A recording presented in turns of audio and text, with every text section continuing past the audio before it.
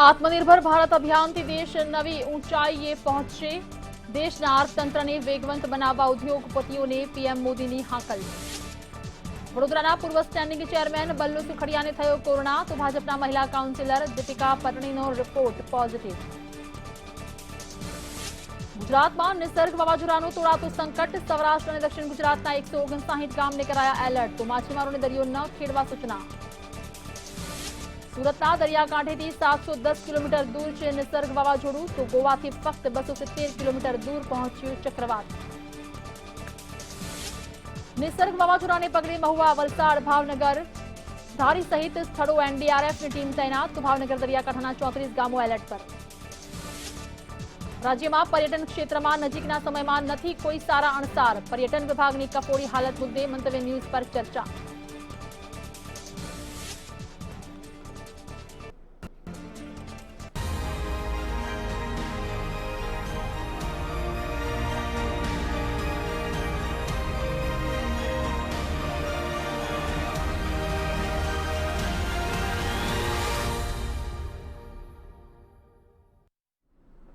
નમસ્કાર, હું છું બેનઝીર અને આપ જોઈ રહ્યા છો મંતવ્યની વિશેષ રજૂઆત. પીડામાં પર્યટન.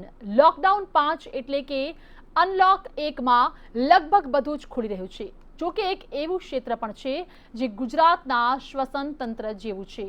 ગુજરાતની ઉર્જા સમાન છે, પણ એક ક્ષેત્રમાં હજુ બહુ લાંબા સમય સુધી આર્થિક ઉપાર્જન દૂરની વાત છે. વાત છે રાજ્યના પ્રવાસન ક્ષેત્રની. પ્રવાસનને અનલોક 1માંથી બાકાત રખાયું છે. જી હા, યાત્રાધામ ખુલી જવાના છે, પણ સોશિયલ ડિસ્ટન્સિંગના હવે પછીના સમયમાં ત્યાં પણ લોકો હમણાં 2 થી 4 મહિના મુલાકાત લેશે કે કેમ તે એક સવાલ છે. ત્યારે આ ક્ષેત્ર સાથે જોડાયેલા તમામ નાના વેપારી, ફેરિયાઓ, હોટેલવાળા, ખાણીપીણીવાળા બધાના ધંધા ઠપ થઈ ચૂક્યા છે. તેના પર જ છે અમારી વિશેષ ચર્ચા. પીડામાં પર્યટન.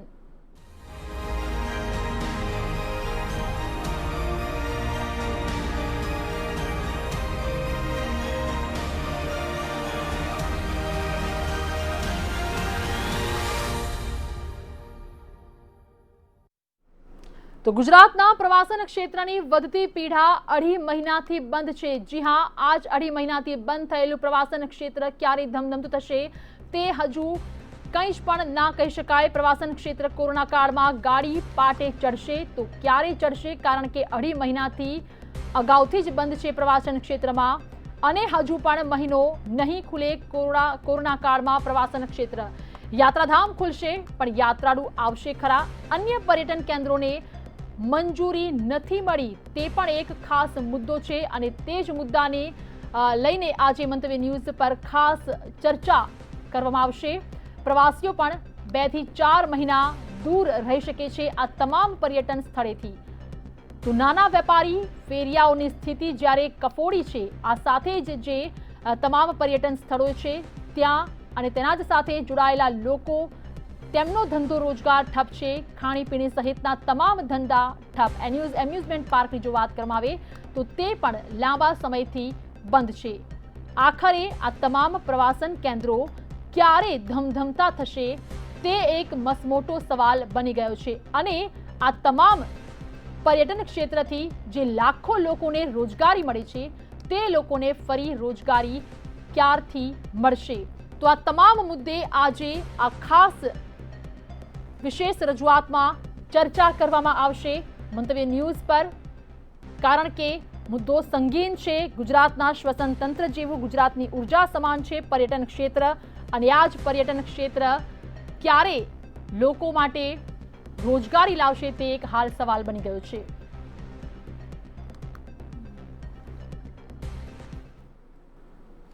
કચ્છ હોય કે સૌરાષ્ટ્ર, મધ્ય ગુજરાત હોય કે દક્ષિણ ગુજરાત, રાજ્યના દરેક ખૂણે પ્રવાસનથી નાના મોટા અનેક વેપાર ધંધા સાથે સંકળાઈને લાખો લોકો રોજગારી મેળવતા હતા.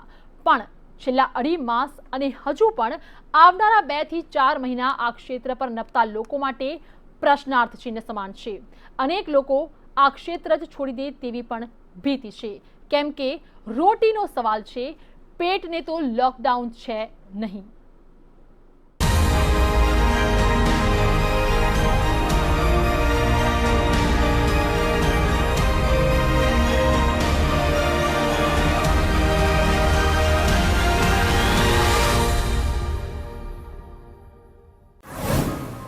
ગુજરાતનું પ્રવાસન ક્ષેત્ર ભીંસમાં નજીકમાં નથી દેખાતો ઉજળો સમય લાખો લોકોની રોજગારી છે અધ્ધર તાલ यहाँ खुशबू है गुजरात की। अगर आप शेर दिल हैं तो रहिए शेरों के साथ में, कुछ दिन तो गुजारिए गुजरात में। અમિતાભ બચ્ચનના એડ કેમ્પેન ખુશ્બુ ગુજરાત કી થી દેશભરમાં ચર્ચામાં આવેલા ગુજરાતના પ્રવાસને ત્યાર પછી પાછું વળીને જોયું નથી। ગુજરાતના પ્રવાસનમાં કચ્છ અને ગીર ઉપરાંત બીજા અનેક આકર્ષણો છે। સૌથી તાજા આકર્ષણ છે સ્ટેચ્યુ ઓફ યુનિટી સહિતના કેવડિયા કોલોની પર વિકસાવાયેલા પર્યટન સ્થળો। આ બધા જ પર્યટન સ્થાનો સુધી પહોંચાડનારા વાહનો, ત્યાં રોકાવાના સ્થળ એટલે હોટલ રિઝોર્ટ, ત્યાંના સ્થાનિક નાના મોટા વેપારીઓ, पर्यटकोમાંથી પેટીઓ રડતા ફેરિયાઓ, ત્યાંના વિવિધ આકર્ષણોમાં કામ કરતા લોકો, ખાણીપીણીમાંથી કમાતા લોકો, આ બધા જ છેલ્લા લગભગ 2.5 મહિનાથી સાવ બેકાર છે। અનલોક 1માં પણ પર્યટન સ્થાનોને હજુ છૂટછાટ નથી મળી। જો કે યાત્રાધામો 8મી જૂનથી ખુલવાના છે, પણ ત્યાં પણ ભાવિકો નજીકના સમયમાં મુલાકાત લેશે કે કેમ તે સવાલ છે। આ બધા જ પર્યટન સ્થળોમાંથી ઘર ચલાવતા અનેક લોકોને હિજરત કરવાનો વારો આવ્યો છે, કેમ કે પર્યટન સ્થળોએ તો સાવ ભેંકાર સિવાય કશું જ નથી। પર્યટન સ્થળો તરફ નજર કરવી જરૂરી। પ્રવાસન ક્ષેત્રે રોજગારી ખેંચી લાવવી પડશે। સુરક્ષિત પ્રવાસનને આપવું પડશે પ્રોત્સાહન। ગુજરાતના લગભગ તમામ જિલ્લામાં કોઈને કોઈ જાણીતું ફરવાનું સ્થળ છે અથવા યાત્રાધામ છે, જેના આધારે અનેક વેપાર ધંધા રોજગાર છે, અને આ બધા વેપાર ધંધા રોજગારથી નપતા અનેક પરિવારો ભીષણ નાણાં ખેંચ અનુભવી રહ્યા છે। ઘણાનું તો જીવવું પણ દહેલું થઈ ગયું છે।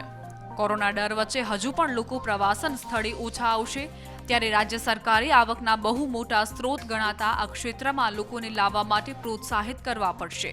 ડર વચ્ચે પણ સુરક્ષિત પ્રવાસનનો માહોલ બનાવવો પડશે। સરકારે સંભવ હોય તો પેકેજ પણ આ ક્ષેત્ર માટે આપવું જરૂરી લાગી રહ્યું છે, તો જ રાજ્યના પ્રવાસન ક્ષેત્રને પાછું બેઠું કરી શકાશે। બ્યુરો રિપોર્ટ, મંતવ્ય ન્યૂઝ। તો ગુજરાતની ઉર્જા સમાન છે પર્યટન ક્ષેત્ર, અને તમામ ગુજરાતના પર્યટન ક્ષેત્ર પર અત્યારે જે લોકો ખાસ રોજગારી માટે ફાંફા મારી રહ્યા છે, જે લોકો પાસે રોજગારી નથી, તે તમામ લોકો માટે એક ખાસ આ મહત્વની ચર્ચા અને આ ખાસ મુદ્દો આજે મંતવ્ય ન્યૂઝ પર। અને આ જ મુદ્દે ચર્ચા કરવા માટે મારી સાથે ગેસ્ટ પેનલ અને સાથે જ અમારા સંવાદદાતા જોડાઈ ચૂક્યા છે। ગેસ્ટ પેનલમાં પ્રવાસન નિગમના પૂર્વ ડિરેક્ટર રાજુભાઈ ધ્રુવ જોડાયા છે, સાથે જ વરિષ્ઠ પત્રકાર જયવંતભાઈ પંડ્યા અને અમારા સંવાદદાતા અરુણ। જે રીતે આ તમામ મુદ્દો આજે આપણે ઉપાડ્યો છે, જે રીતે પર્યટન ક્ષેત્રની વાત થઈ રહી છે, સૌથી એક જ પહેલા સવાલ કે અત્યારે આ ક્ષેત્ર સૌથી વધુ પીડામાં છે અને આવનારા દિવસોમાં પણ કોઈ અણસાર નથી દેખાતા, ત્યારે કેટલું પીડાદાયક હવે પર્યટન ક્ષેત્ર? બેનજી, વિશ્વ મહામારી કોરોના વાયરસની જે અસર ભારત અને ગુજરાત સહિત અત્ર તત્ર સર્વત્ર જે રીતે થઈ છે, અને તેના કારણે આજે 2.5 મહિના પછી પણ જે પરિસ્થિતિનું સર્જન થયું છે, તેના કારણે અનેક સમસ્યાઓ સર્જાઈ છે। વાત છે પર્યટન સ્થળોની, પ્રવાસન ધામોની। મહત્ત્વપૂર્ણ રીતે લોકો પોતાનું મનોરંજન મેળવવાના માધ્યમથી તેમજ સાથે સાથે પોતાને ભગવાનના આસ્થા હોય તે પ્રમાણે જ્યાં સુધી ગુજરાતને લાગે વળગે ત્યાં સુધી આ બંનેનું સંકલન કરીને પર્યટન સ્થળ અને પ્રવાસન ધામનો વિકાસ થયો છે। ગુજરાત સરકાર દ્વારા પણ તેને પ્રોત્સાહન પૂરું પાડવામાં આવ્યું છે। સૌથી મહત્ત્વની વાત એ છે કે 2.5 મહિનાથી જે રીતે પ્રવાસન ધામો બંધ થઈ ગયા છે, એટલે કે પ્રવાસીઓ જતા સંપૂર્ણ રીતે થંભી ગયા છે। જ્યાં સુધી યાત્રાધામનો સવાલ છે, ત્યાં સુધી યાત્રાધામમાં પણ ભગવાનને દુનિયામાં સૌ પ્રથમવાર એવી ઘટના બની હશે કે ભગવાનને બંધ કરી દેવામાં આવ્યા, અને 2.5 મહિનાનો સમય થયો પછી પણ હજી આ ભગવાનના દ્વાર ખુલ્યા નથી। પરિણામે જેઓને આસ્થા છે તેઓ પણ ત્યાં જઈ શક્યા નથી, અને પરિણામે કહી શકાય કે જે તે સ્થળ ઉપર આની વિપરીત અસર થવા પામી છે। વાત કરીએ પર્યટન સ્થળની, તો પર્યટન સ્થળ ઉપર જે પ્રવાસીઓ મોટી સંખ્યામાં જતા હતા, ન માત્ર ગુજરાતના પ્રવાસીઓની વાત પરંતુ સમગ્ર દેશના પ્રવાસીઓ તેમજ આંતરરાષ્ટ્રીય સ્તરે પણ હવે જ્યારે ખ્યાતિપ્રાપ્ત સ્થળો વિકસ્યા છે, વાત કરીએ Sardar Patel statue of unity, એક વૈશ્વિક કક્ષાએ તેનું નામ સિરમોર રહ્યું છે. જે આ પ્રમાણે અનેક સ્થળો, ગીર સોમનાથ એટલે ગીરના જંગલમાં જે જવાનું એટલે વન્ય જે પ્રાણીઓ હોય તેનો પણ અનુભવ, સિંહના દર્શન કરવાના, આ રીતે અનેક સ્થળો વિકસેલા છે.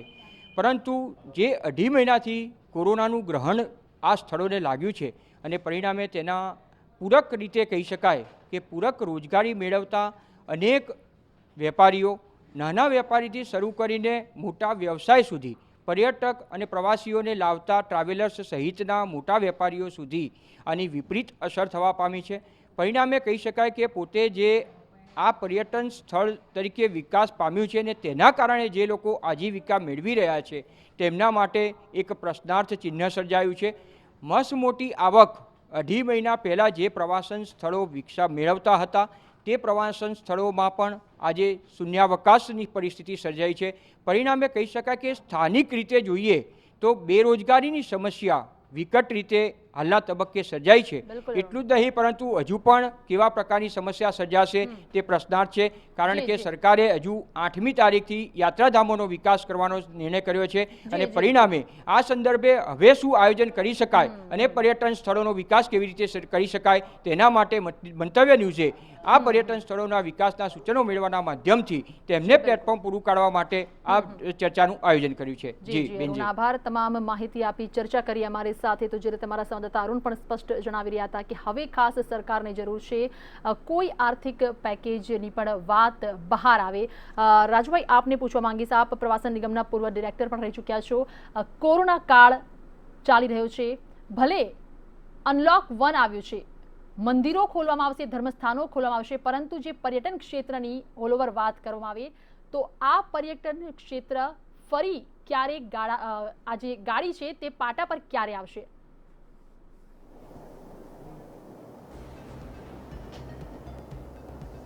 જી, એક તો એક ખૂબ એવો વિષય લઈને આપ આવ્યા છો મંતવ્ય ચેનલ. એક ભારતીય જનતા પક્ષના અગ્રણી તરીકે હું મંતવ્ય ચેનલને આપ લોકોને અભિનંદન આપું છું કે દરેક વસ્તુમાં એક સંશોધન થવું જોઈએ, કે R&D, રિસર્ચ અને એનાલિસિસ. એ રીતે મને લાગે છે કે મીડિયા પણ જો આવી રીતે એક રચનાત્મક આવા મુદ્દાઓ પણ વણતું જાય. એક તો શું થશે કે આ ચર્ચા ચાલુ થઈ છે, આના પછી બાકીના લોકો એમાં આગળ વધશે, અનેક વિવિધ ક્ષેત્રના લોકો પણ સામેલ થશે અને મને લાગે છે કે કંઈક ને કંઈક શોધખોળો થશે. જે પરિસ્થિતિ સર્જાણી છે એ આપણે ટાળી ન શકીએ એવી પરિસ્થિતિ છે.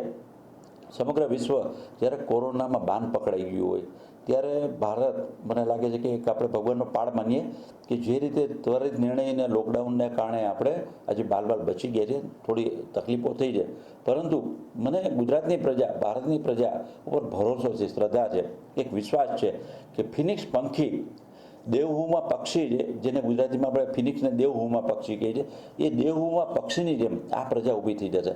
આપણે બધાએ જોયું છે કે કચ્છનો ભૂકંપ હોય, કચ્છના ભૂકંપમાં કચ્છ, અમદાવાદ બહુ આમ કે ને કે એટલી બધી તારાજી સર્જાણી હતી, એવામાંથી પણ આપણે ગુજરાત ઊભું થઈ ગયું. આમ કે દુષ્કાળગ્રસ્ત પરિસ્થિતિઓ હોય, અતિવૃષ્ટિ હોય, દરેક વખતે પ્રજામાં એક તાકાત છે, ખમીરી છે, ખુમારી છે. એટલે એક છે કે ભાઈ એક આપણા પર વિપદા આવી પડી છે, પીડા છે જ આપને. એટલા માટે કે સૌથી વધુ અસર પ્રવાસનો પર જ થવાની છે. કોરોનાના કારણે જે કંઈ સર્જાણું છે, જે ભયજનક પરિસ્થિતિઓ છે, એની સૌથી વધુ અસર બાકીના ઉદ્યોગો કરતાં, બાકીના નાના મોટા ઉદ્યોગો ચાલુ પણ થઈ ગયા છે, પરંતુ જ્યાં લોકો ઉપર જ આધારિત છે તો એ પ્રવાસન, પિલગ્રીમેજ ટુરિઝમ અને ટુરિઝમ કે પ્રવાસન અને યાત્રાધામ વિભાગ, આ વિષય વસ્તુ એવી છે કે જેમાં થોડી અસરો છે. એટલા માટે કે લોકો સાથે સંકળાયેલી વસ્તુ છે. અને આપણે જોઈએ તો ભારતમાં ગુજરાતને આપણે લઈએ, ગુજરાતની પાસે 1600 કિલોમીટરનો દરિયા કિનારો છે, 8 મુખ્ય યાત્રાધામો છે. કચ્છનું રણોત્સવની વાત કરીએ, નળ સરોવરની વાત કરીએ, ગીરનું જંગલ લાયન, આપણે એશિયાટિક લાયનની વાત કરીએ, મહાન સરદાર પટેલની પ્રતિમાની વાત કરીએ, તો એક વસ્તુ છે આપણી પાસે છે. પરંતુ મને એટલો ભરોસો અને ખાતરી છે કે કોરોના વાયરસની રસી શોધાઈ જશે, વેક્સિન ટૂંક સમયમાં શોધાઈ જશે. આપણે આશાવાદી બનવું જ પડશે. એટલા માટે કે આવી નાની મોટી હાલાકીઓ, તકલીફો આવી જ છે, અગાઉ પણ આવી છે, પરંતુ આ રાજ્યની પ્રજા, આ દેશની દેશની પ્રજાએ એમાંથી ખુમારી સાથે ટટ્ટા તો શું આપ માનો છો કે મગરમચ્છ તમામ સાથે જે ઊભી થઈ છે? મુસાફરો છે એટલે તે આવનારા કોરોનાની સમયમાં રસીની રાહ હું જોઈને માનું છું કે બેસશે રાજ્ય સરકાર અને ત્યાં સુધી કેન્દ્ર કોઈ સરકાર પ્રવાસ નરેન્દ્રભાઈ- નહીં ખેડે?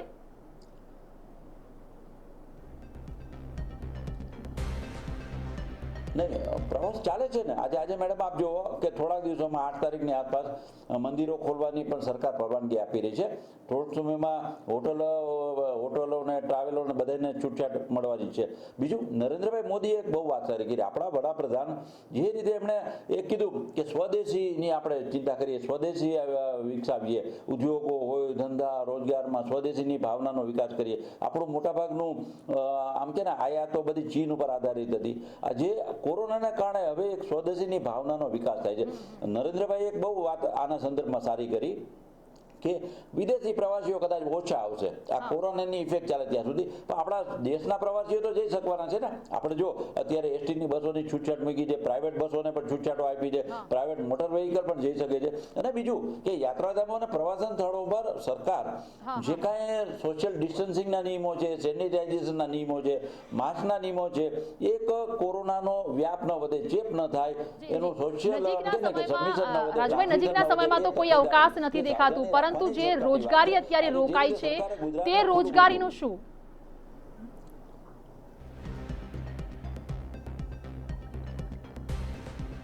આપની વાત સાચી છે. અત્યારે રોજગારીની અસર થઈ છે, પરંતુ એક આપને કહું કે સરકારની સહાય, કેન્દ્ર સરકાર અને રાજ્ય સરકાર એ પોતે પણ દેશમાં રોજગાર વધે અને એમ કે ને કે આમાં તો પ્રદૂષણ પણ નથી. એટલે હું માનું છું કે કેન્દ્ર અને રાજ્ય એ ખૂબ જહેમત ઉઠાવી રહ્યા છે કે ભાઈ પ્રવાસન, યાત્રાધામ પ્રવાસન એનો વિકાસ થાય અને પુનઃ નવજીવન નવપલ્લવિત થાય. મને 100% ખાતરી છે. એટલા માટે કે જે રીતે લોકડાઉન ને આપણે 4 લોકડાઉન પછી આમ કે ને કે લોકડાઉન એક બાજુ મૂકી અને આપણે અનલોક 1 ચાલુ કર્યું, આજે એની અસર પોઝિટિવ છે. પ્રજા પાછી જ આપજો કે ગુજરાતનું જનજીવન ધબકવા માંડ્યું છે. ગુજરાતની પ્રજા આજે પેલા જે આ ભૂલી ગઈ છે. પીડાને આપણે વ્યથા છે, બધાની પાસે પીડા વ્યથા છે કે આજે બે મહિના, 2.5 મહિના સુધી બધા પોતાના ઘરોમાં લોક થઈ ગયા હતા. છતાં આ પ્રજા, મેં આપણે પહેલા કીધું, દેવમાં પક્ષીની જેમ ફરીથી રાખ ખંખેરી, આળસ ખંખેરી, ધૂળ માથે થોડીક આવી ગઈ છે. એને પોતાના પુરુષાર્થ, પોતાના પરાક્રમ અને પોતાની ઉદ્યોગ સાહસિકતા સાથે લઈ અને 100% પ્રવાસનને પેલા હતું એવું થશે. માર્કેટ ખુલી ગયું છે, ક્યાંક ને ક્યાંક રોજગારી ચાલુ થઈ ગઈ છે. જયવંતભાઈ, આપને પૂછવા માંગીશ. બિલકુલ, જયવંતભાઈ, આપને પૂછવા માંગીશ, જે રીતે અનલોક 1માં તમામ વસ્તુઓ ખુલી ચૂકી છે, ક્યાંક ને ક્યાંક ધંધા રોજગાર, લોકોને રોજગારી પણ મળી રહી છે, પરંતુ વાત અટકીને રહી જાય છે પર્યટન ક્ષેત્રની. શું ક્યારે તમામ જે પર્યટન સ્થળ છે ખોલવામાં આવશે અને ત્યાંના જે સ્થાનિક રોજગારો છે, નાના ફેરિયાઓથી લઈને હોટલ વિભાગ, તમામ લોકોને આખરે રોજગારી ક્યારે મળશે? હવે આપણે ત્યાં એવું છે કે કેસો વધી રહ્યા છે ને હજી વધશે. જેમ જેમ બધું ખુલશે એમ વધારે સંપર્કમાં લોકો એકબીજાને આવશે. એટલે સંપર્કમાં એટલે સ્પર્શ દ્વારા નહીં પણ સપાટી દ્વારા પણ કોરોના ફેલાય છે, આપણને ખબર છે. તો કેસ હજી વધશે. પણ હવે આપણે સૌએ, એટલે એમાં દરેક આપણા જે 4 સ્તંભો છે એને એક વિચારવાનું છે કે હવે આપણે ડરાવવું છે કે પછી આ બધું આપણે ધીમે ધીમે લોકોના રોજગારની ચિંતા કરી અને એનો પ્રશ્ન ઉકેલવો છે. એટલે જેમ જેમ કેસ વધશે એમ આપણે ડરાવવાના બદલે, કારણ કે હવે એક લોકોને ખ્યાલ આવી ગયો છે કે સોશિયલ ડિસ્ટન્સિંગ એટલે કે એકબીજાથી અંતર રાખવું જોઈએ, માસ્ક પહેરવો જોઈએ, આ બધા જ નિયમો છે. એમને ખ્યાલ છે કે વારંવાર હાથ ધોવા જોઈએ. તો હવે એક લોકોની આપણે એની વિવેક બુદ્ધિ ઉપર છોડી અને ધીમે ધીમે જેમ જેમ ખુલતું જાય એમ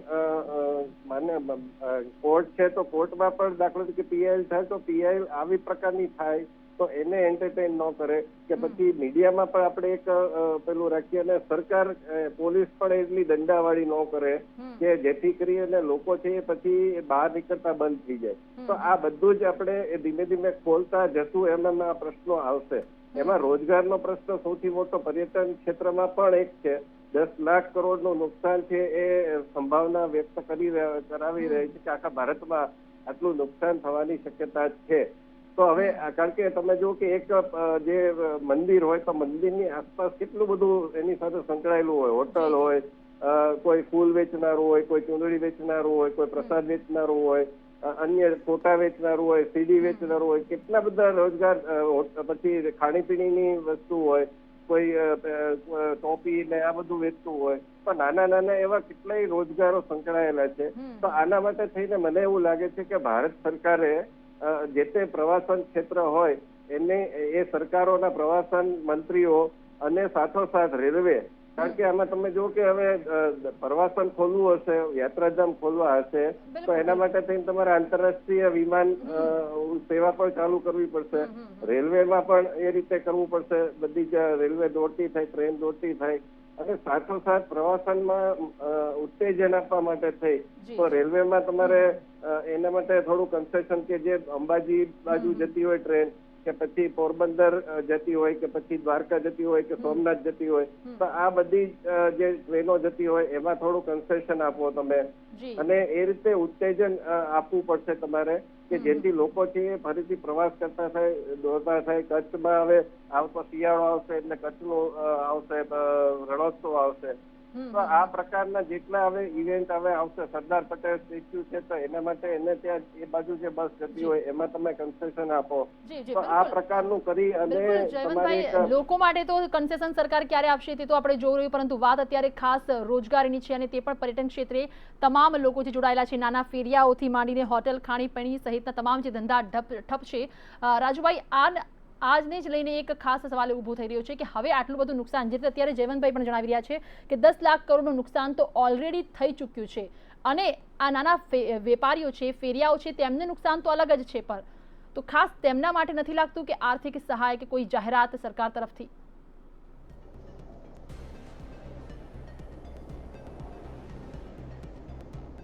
જી મેડમ, આપની વાત સાચી છે અને સરકાર પોતે ચિંતિત છે. એટલે મને એવું લાગે છે કે દરેક ઉદ્યોગોની સાથે, નાના મોટા વ્યાપાર ઉદ્યોગો, ખેતીની સાથે સરકાર પ્રવાસન ઉદ્યોગ માટે પણ બહુ ગંભીરતાપૂર્વક વિચારી રહી છે. અને માનનીય આપણા વડાપ્રધાન નરેન્દ્રભાઈ મોદી અને રાજ્યના મુખ્યમંત્રી વિજયભાઈ રૂપાણી, હું માનું છું કે આ બાબતે સતત ચિંતા કરે છે, અને આ ક્ષેત્રમાં લોકોની રોજગારી જળવાઈ રહે, વધે એ પ્રકારનું અત્યારે સરકારના પ્રયાસો ચાલે જ છે. લોકોની રોજગારી વધવી જોઈએ. એક વાત કે જયવંતભાઈએ વાત કરી, ઘણી વાત એમની વાત બરોબર છે કે હવે આપણે ઉપાયો ગોતવાના છે. હવે નિરાશાવાદી બનીને છૂટકો નથી. આપણે આશાવાદ, પ્રબળ આશાવાદ સાથે પ્રચંડ પુરુષાર્થ અને એક પરાક્રમશીલતા, થોડુંક પુરુષાર્થ અને પરાક્રમ બે આપણે કરવા પડશે. એટલે મને એવું લાગે છે કે આવનારા સમયમાં રસ્તા નીકળી જવાના છે. કે એટલા માટે કે આપણી સરકારે જે રીતે સમગ્ર વિશ્વ કોરોનામાં ફસાઈ ગયું, સમગ્ર વિશ્વ કોરોનાની લપેટમાં આવી ગયું, ત્યારે ભારત આજે 137 કરોડની વસ્તીવાળો દેશ, આજે આપણે 2 લાખે નથી પહોંચ્યા. અને અમેરિકાની શું પરિસ્થિતિ છે, યુરોપની શું પરિસ્થિતિ, સૌથી વધુ પ્રવાસન યુરોપના દેશોનું હોય છે. આજે ત્યાં પણ બધું તૂટીને ભાંગી ગયું છે, કળળભૂત થયું છે. એવા સંજોગોમાં ભારતની પોતાની એક આત્મશક્તિ જોરદાર છે. ભારતની પાસે પોતાની પાસે આજે યુરોપના ઘણા બધા દેશો તો ગુજરાત રાજ્ય કરતા નાના છે, ત્યારે ભારતની પાસે પોતાનો દરિયો છે, પોતાના યાત્રાધામો છે, પોતાના પહાડો છે, નદીઓ છે, જંગલો છે, અને પ્રજા પોતે સાહસિક છે. ત્યારે મને એવું લાગે છે કે કોરોનાની અસરો એમાંથી બહાર નીકળવા માટે પ્રજા અને પ્રશાસન બે સાથે મળી અને એવા રસ્તાઓ શોધશે કે આપણું એમ કે ને પ્રવાસનનો વિકાસ થવાનો 100% થવાનો છે. જે રાજસ્થાન છે તો રાજસ્થાનના કિલ્લાઓ છે, 100% પ્રજા જવાની જ છે. હવે રહી વાત સમયની, એક ટાઈમ બિંગ એમ કે ને કે અત્યારે થોડીક અસર થઈ છે. હા, નુકસાન તો થયું છે, પરંતુ વડાપ્રધાને નરેન્દ્રભાઈ કીધું હતું કે જાન હે તો જહાન હે. અત્યારે તો સૌથી મોટી આપણી ચિંતા એ હતી કે આપણું જીવ બચાવવાની વાત હતી. આપણે કોરોનાના ભોગ ન બનીએ, આપણી પ્રજા કોરોનાથી દૂર રહે, અને એમાં આપણે મહદઅંશે સફળ થયા છીએ. હવે આપણે એક સ્વીકારવાનું છે કે આપણે કોરોના સાથે જ જીવવાનું છે. જ્યાં સુધી એની વેક્સિન, એની રસી ન શોધાય ત્યાં સુધી આપણે કોરોનાની સાથે રહેવાનું છે. સાવધાની સાથે સરકારો છૂટછાટ આપતી જાય છે. વડાપ્રધાનની તમે વાત કરી રહ્યા છો રાજુભાઈ, આત્મનિર્ભર થવાની વાત કરે છે વડાપ્રધાન નરેન્દ્ર મોદી. કે આવનારા સમયમાં કાંઈક ને કાંઈક સારા રસ્તાઓ ખુલી રહે, આત્મનિર્ભર થવાની વાત કરે છે વડાપ્રધાન નરેન્દ્ર મોદી. ત્યારે આ સમયમાં, આ કોરોનાના કપરા કાળમાં આ લોકો કેવી રીતે આત્મનિર્ભર થશે?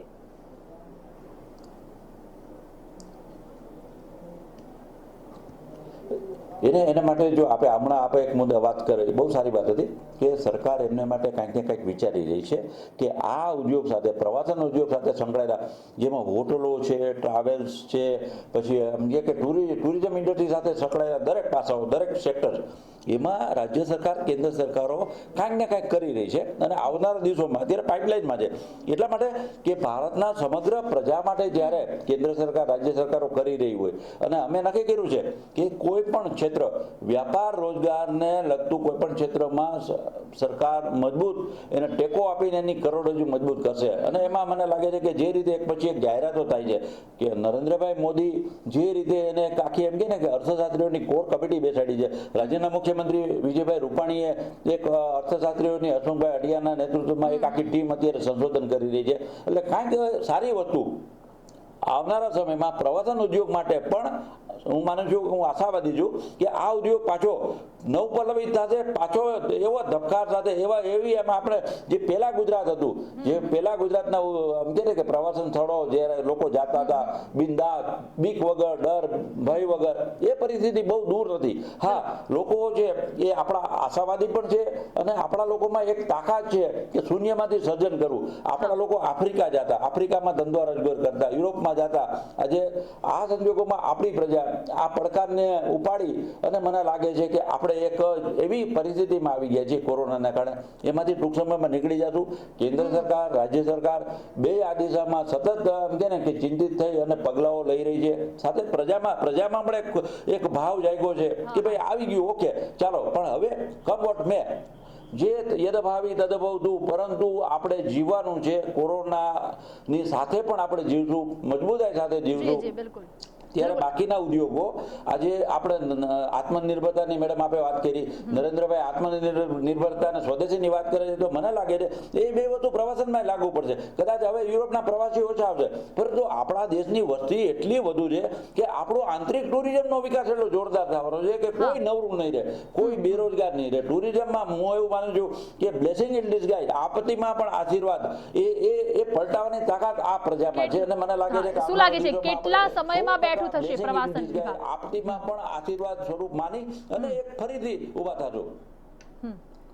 પ્રવાસન મને લાગે છે કે મેડમ જે રીતે રસી શોધવાની પ્રક્રિયા તો ચાલે છે, કદાચ એમાં ભારત જ અગ્રેસર બનશે, વેક્સિન શોધશે, પરંતુ જે રીતે અત્યારે યાતાયાત ચાલુ થયું છે, ટ્રાવેલ્સ ચાલુ થઈ છે, એસટી ચાલુ થઈ છે, રેલવેને પણ ચાલુ કરવામાં આવી છે, આંતરિક ઉડ્ડયન પણ ચાલુ થયું છે, ત્યારે મને લાગે છે કે પ્રવાસન ટૂંક સમયમાં ધબકતું થઈ જશે. અને આપણું એક આપણે કહું મેડમ કે ગુજરાતનું હોય કે ભારતનું, આપણું 70% પ્રવાસન છે એ યાત્રાધામો પર આધારિત છે.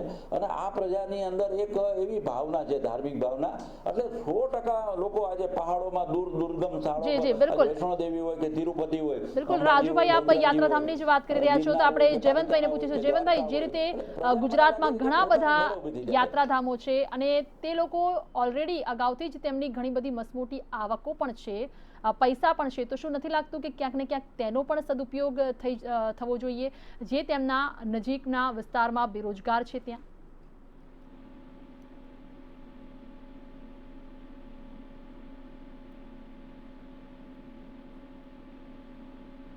જી જયવંતભાઈ. હાજી, સવાલ ફરીથી પૂછો. હા, ખાસ વાત યાત્રાધામની જો કરવામાં આવે તો યાત્રાધામમાં ઘણી બધી આવક થયેલી છે અને ઘણું બધું દાન પણ થયેલું છે, પૈસો છે, તો શું નથી લાગતું કે તેનો સદુપયોગ થવો જોઈએ ત્યાંના જ નજીકના લોકો માટે? આપણે યાત્રાધામ જે છે અંબાજી છે કે પછી સોમનાથ છે, તો આ કોરોના વાયરસમાં એમણે સીએમ ફંડમાં કે પીએમ ફંડમાં કરોડો રૂપિયાનું કે લાખો રૂપિયાનું દાન ઓલરેડી, અને આ કોરોના વાયરસના કાળમાં પોતાના અતિથિ ગૃહને, દાખલા તરીકે સાળંગપુરનું હનુમાન મંદિર, તો પોતાના અતિથિ ગૃહને એને ક્વોરન્ટાઇન આઇસોલેશન વોર્ડમાં ફેરવી નાખ્યું હતું. એટલે એ તો બધું ચાલે જ છે ને. એના કારણે આપણે જોઈએ કે નાનામાં નાનું મંદિર હશે, આપણે અહીંયા અમદાવાદનું જ આપણે જલારામ મંદિર જોઈએ તો એ કેટલાને જમાડતા હશે, ખીચડીનો પ્રસાદ આપતા હશે, ત્યાં ઇસ્કોનનું મંદિર હોય, તો આ બધી પ્રવૃત્તિ તો ચાલતી જ હોય છે. પણ જ્યાં સુધી પર્યટનની વાત છે ત્યાં સુધી આપણે જે છે સાયપ્રસ જેવો દેશ છે, તો એણે જાહેરાત કરી છે કે અમારે ત્યાં ટુરિસ્ટ પ્લેસમાં જો કોઈ ફોરેનર આવશે અને એને કોરોના વાયરસ થશે તો અમે એને ફ્રી ટ્રીટમેન્ટ આપશું. એટલે આ પ્રકારના એકદમ એની નકલ કરીને નહીં, પણ આપણી પાસે હવે ધીમે ધીમે ઉદાહરણો આવવા માંડ્યા છે. બાંગ્લાદેશમાં પણ હોળીનું, કારણ કે ત્યાં બધું એ પ્રકારનું વધારે છે, દરિયો ને નદી ને એટલે હોડીની સેવા ચાલુ કરી દીધી છે. તો આપણે આ બધું ઇટાલી છે સૌથી વધુ એ ભોગ બન્યું હતું. તો ઇટાલીમાં પણ જે ત્યાંના મ્યુઝિયમ ને એ બધું છે એ બધું ધીમે ધીમે ખુલ્લું મુકાઈ રહ્યું છે. તો આપણે ત્યાં પણ આ પ્રકારનું ધીમે ધીમે ખોલતા જવું પડશે. કારણ કે હવે આપણે જોઈએ છીએ કે હવે આટલા 4 લોકડાઉન અને બાબત 5મું ચાલે છે. તો એ ઘરવાસ દરમિયાન આપણે બધા જ લગભગ નિયમોથી હવે નવી ગાઈડલાઈન પ્રમાણે ક્યાંક ને ક્યાંક નવા નિયમો સાથે પર્યટન ક્ષેત્ર પણ આગળ વધશે. જયવંતભાઈ અને રાજુભાઈ, આપ બંને અમારી સાથે જોડાયા. આ બંને અમારી સાથે જોડાયા, ચર્ચામાં ભાગ લીધો, તમામ માહિતી આપી તે બદલ પણ આપનો ખૂબ ખૂબ આભાર. તો સમય ઘણો આકરો છે, લોકોની આવક ઓછી થઈ ગઈ છે, ઘણાના વેતન જ કપાઈ ગયા છે, ઘણાની નોકરી જતી રહી છે. તેવામાં લોકો પહેલી કોશિશ કરશે ખર્ચા પર કાપ મૂકવાની. અને એવા સંજોગોમાં પ્રવાસન ક્ષેત્રે આ વર્ષે કેટલા લોકો પૈસા ખર્ચશે? આ ક્ષેત્રમાં નાણાંની જે પ્રવાહિતા જ ગાયબ નહીં થઈ જાય ને તેવા આકરા સવાલ પણ થઈ રહ્યા છે. એટલે જ આ ક્ષેત્ર સાથે જોડાયેલા લોકોની સૌથી વધુ ચિંતા છે. સરકાર પણ એ ચિંતામાં જોડાય તે ખૂબ જ જરૂરી છે.